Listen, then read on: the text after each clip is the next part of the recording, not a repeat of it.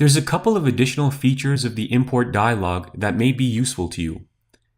First, we can save all the settings we just configured as a preset. That allows us to use this preset anytime we import new photos into Lightroom. We can apply all the settings we just configured. To do that, click this button here and click on the Save Current Settings as New Preset. Give the preset a name and click Create.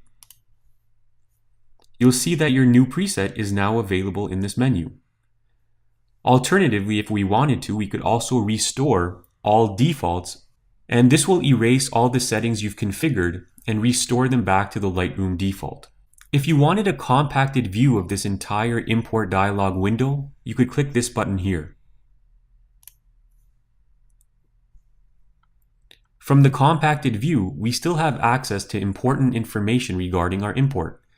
This includes the source of the images, our file format options, and the destination drive.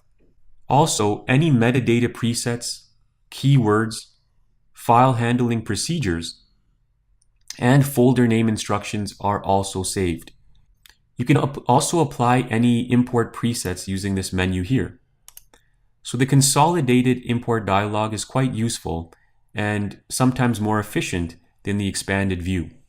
I'll go ahead and cancel this import because we're not going to be importing images just yet.